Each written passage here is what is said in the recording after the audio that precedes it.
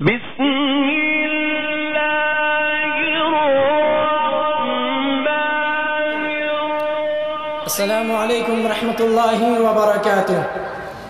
حامدا ومصليا أما بعد، أعوذ بالله من الشيطان الرجيم.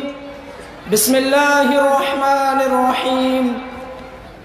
إنا نحن نزلنا الذكر وإنا له لحافظون. وقال النبي صلى الله عليه وسلم: إن الله يرفع بهذا الكتاب أقواما ويضع به آخرين. صدر محترم، اسٹیج پر جلوہ افروز علماء کرام، مہمانان عظام، پردہ نشین خواتین اسلام، بزرگوں، دوستوں و جملہ سامعین کرام، موضوع خطابت ہے قرآن سے دوری لمحہ فکریہ۔ سامعین کرام، قرآن کریم ایک طرف معارف و حکم، مواعظ و عبر کا ایک بحر بے کرام اور رہتی دنیا تک پوری انسانیت کے لیے چشمہ فیاض ہے، تو دوسری طرف فصاحت و بلاغت، کلام و بیان اور ادب و لغت کا وہ شاہکار ہے جس کے سامنے بڑے سے بڑے ادبا، فصحا، بلغا اب گھٹنے ٹیک کر اپنی بے بضاعتی کا اعتراف کیا ہے۔ یہی وہ کتاب ہے جس کو اللہ تعالی نے اپنے محبوب پیغمبر پر نازل کیا اور اس کی حفاظت کی ذمہ داری خود لیتے ہوئے سورہ حجر آیت نمبر 9 میں فرمایا: اِنَّا نَحْنُ نَزَّلْنَا الذِّكْرَ وَإِنَّا لَهُ لَحَافِظُونَ۔ یہی وجہ ہے کہ 1450 سال پہلے جو قرآن تھا، آج بھی حرف با حرف وہی قرآن ہمارے ہاتھوں میں موجود ہے۔ یہی وہ کتاب ہے جس کو اللہ تعالی نے تمام انسانوں کے لیے ہدایت بنایا ہے۔ اللہ رب العالمین نے سورہ بقرہ آیت نمبر 185 کے اندر فرمایا: شہر رمضان الذی انزل فیہ القرآن ھدی للناس وبینات من الھدی والفرقان۔ اللہ تعالی نے اس آیت کے اندر قرآن کو ھدی للناس سے تعبیر کیا۔ معلوم ہوا، پتہ چلا، قرآن مجید تمام انسانوں کے لیے ہدایت ہے، چاہے وہ کسی بھی طرح کا انسان ہو، کسی بھی مذہب کا ماننے والا ہو، اور وہ بھی کیسی ہدایت اللہ نے اس کی بھی صلاحت کر دی۔ وَبَيِّنَاتٍ مِّنَ الْهُدَى، یہ وہ کتاب ہے کہ جس کا بھی تعلق اس کتاب سے ہو گیا وہ تمام لوگوں میں ممتاز ہو گیا۔ چنانچہ وہ فرشتہ جو اس کتاب کو لے کر آیا، وہ فرشتہ تمام فرشتوں میں افضل، قرآن نے اسے روح الامین کا خطاب دے دیا۔ یہ قرآن جس نبی پر نازل ہوا وہ نبی تمام نبیوں میں افضل، قرآن نے اسے وَمَا أَرْسَلْنَاكَ إِلَّا رَحْمَةً لِلْعَالَمِينَ کا خطاب دے دیا۔ یہ قرآن جس مہینے میں نازل ہوا وہ مہینہ تمام مہینوں میں افضل، قرآن نے اسے شہر رمضان الذی انزل فیہ القرآن کہہ کر اس کی عظمت کی جانب اشارہ کیا۔ یہ قرآن جس رات میں نازل ہوا وہ رات تمام راتوں میں افضل، قرآن نے اسے اِنَّا أَنزَلْنَاهُ فِي لیلۃ القدر کا خطاب دے دیا۔ یہ قرآن جس امت پر نازل ہوا وہ امت تمام امتوں میں افضل، قرآن نے اسے کنتم خیر امۃ اخرجت للناس تأمرون بالمعروف وتنہون عن المنکر کہہ کر خیر امت کا خطاب دے دیا۔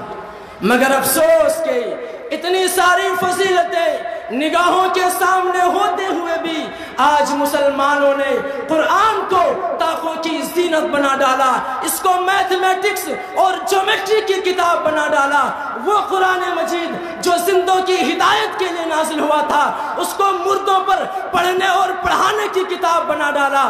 وہ قرآن مجید جس کے ذریعے تاریخ دلوں کو روشنی ملی، ضلالت و گمراہی کے دلدل میں پھنسے ہوئے لوگوں کو راہ راست کی توفیق ملی، اس کو آج کے مسلمانوں نے محض کھانے اور کمانے کا ذریعہ بنا ڈالا۔ یہی وجہ ہے کہ کل تک جن گھروں میں آیات قرآنی کے نغمے گونجا کرتے تھے، آج انہی گھروں سے فلمی گانے اور مختلف لغو قسم کی آوازیں آتی ہیں۔ آج مسلمانوں کو قرآن سے دور دیکھ کر آنکھیں اشکبار ہو جاتی ہیں۔ چنانچہ ہم دیکھتے ہیں کہ لوگ اقیم الصلاۃ بھی پڑھتے ہیں، نماز سے غافل بھی رہتے ہیں، وآتوا الزکاۃ بھی پڑھتے ہیں، زکوٰۃ دینے میں مخالصت سے کام بھی لیتے ہیں۔ اس سب سے بڑھ کر یہ ہے کہ قرآن مجید کی تلاوت کے باوجود شرک، قبر پرستی، آبا پرستی کے دلدل میں دھستے ہوئے نظر آ رہے ہیں۔ حالانکہ قرآن نے لا تشرکو باللہ کے ذریعے شرک کو حرام قرار دیا تھا، اس کے باوجود آج کے مسلمان شرک کر رہے ہیں۔ قرآن نے ولا تقربوا الفواحش ما ظہر منها وما بطن کے ذریعے ہر بیہودہ حرکت کو حرام قرار دیا تھا، پھر بھی آج کے مسلمان بیہودہ حرکتوں سے باز نہیں آتے۔ قرآن نے ولا تقربوا الزنا انه كان فاحشا فرما کر زناکاری، ہیکاری اور فحشکاری کو حرام قرار دیا تھا، اس کے باوجود آج کا مسلم نوجوان دوستی کے نام پر، کو ایجوکیشن کے نام پر، ٹیوشن کے نام پر اس بے حیائی کو انجام دیتے ہوئے نہیں شرماتا۔ قرآن نے ولا متخذی اخدان اور ولا متخذات اخدان فرما کر بیہودہ حرکتوں کو حرام قرار دیا تھا، پھر بھی افسوس کہ آج ہمارے معاشرے میں بوائے فرینڈ اور گرل فرینڈ کا جیسے ٹرینڈ ہی چلا ہوا ہے۔ قرآن نے وَمِنَ النَّاسِ مَن يَشْتَرِي لَهْوَ الْحَدِيث فرما کر گانے بجانے اور ہر اس چیز کو حرام کیا تھا جس میں میوزک ہو، مگر ہائے رے نوجوانوں، ہمیں کیا ہو گیا ہے؟ ہم میوزک اور گانے سنتے بھی ہیں، سناتے بھی ہیں، اور حد تو یہ ہے کہ واٹس ایپ اسٹیٹس اور فیس بک اسٹوری پر لگا کر کلم کھلا گناہ کا ارتکاب کرتے ہیں اور ہمیں احساس تک نہیں ہوتا۔ اس کی وجہ صرف یہ ہے کہ ہم نے صحابہ کرام کی حالات زندگی کو بھلا دیا کہ وہ قرآن سے کتنا شغف رکھتے تھے، کتنا لگاؤ رکھتے تھے۔ جب صحابہ کرام کو کوئی آیت معلوم ہوتی اور اس میں کوئی حکم ہوتا تو صحابہ کرام اپنی جانیں نچھاور کر دیتے تھے۔ چنانچہ جب قرآن نے اعلان کیا اقیم الصلاۃ تو صحابہ کرام اللہ کے سامنے سجدہ ریز ہو گئے۔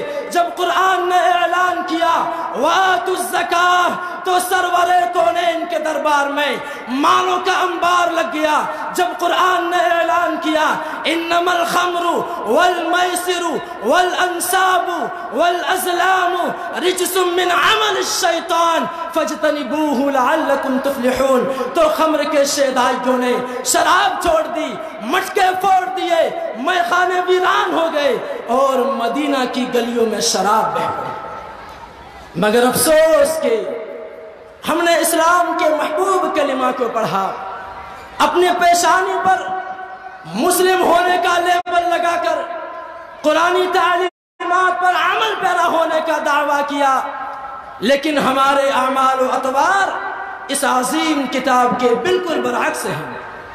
آج قرآن کریم سے دوری اختیار کرنے، اس کی تلاوت نہ کرنے، اس کے معنی اور مفاہیم کو نہ سمجھنے ہی کا نتیجہ ہے کہ ہر جگہ ذلت و رسوائی ہمارا مقدر بن چکی ہے، ہماری شان و شوکت کی ہوائیں اکھڑ چکی ہے۔ اور بھلا نبی کریم صلی اللہ علیہ وسلم کا فرمان کیوں کر غلط ہو سکتا تھا؟ آپ نے فرمایا ان اللہ یرفع بہذا الکتاب اقواما ویضع بہ آخرین، جس کی ترجمانی علامہ اقبال نے کیا خوب کی ہے کہ وہ زمانے میں معزز تھے مسلمان ہو کر، وہ زمانے میں معزز تھے مسلمان ہو کر، اور ہم خوار ہوئے تارک قرآن ہو کر۔ سامعین کرام، میری تقریر کا خلاصہ یہ ہے کہ جو قوم کتاب و سنت کے مطابق زندگی گزارتی ہے، اللہ رب العالمین اسے فلاح و کامرانی سے سرفراز کرتا ہے، اور جو قوم اس کے برعکس کتاب و سنت کے مطابق زندگی نہیں گزارتی، اللہ رب العالمین اسے ذلیل و رسوا کرتا ہے۔ آخر میں رب العالمین سے دعا ہے کہ رب کریم تو ہم تمام مسلمانوں کو قرآنی تعلیمات کو سمجھنے کے ساتھ ساتھ اس پر عمل پیرا ہونے کی توفیق دے، آمین۔ تقبل یا رب العالمین، والسلام علیکم ورحمۃ اللہ وبرکاتہ۔